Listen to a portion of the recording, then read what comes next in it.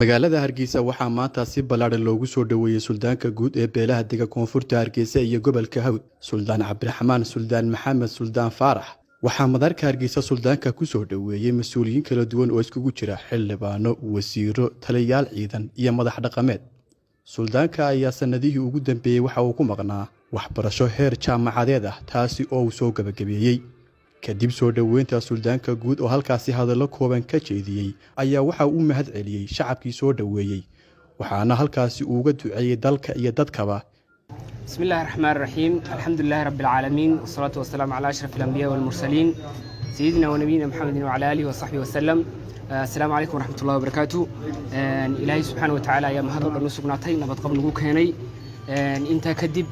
dhammaantiin aad iyo aad baad u mahadsantihiin waqtiga fiican aad ii soo hurteen ilaahay waxaan ka baryaa inuu wax wanaagsan idinkan ku bedelo aad iyo aad baad dhammaantiin mahadsantihiin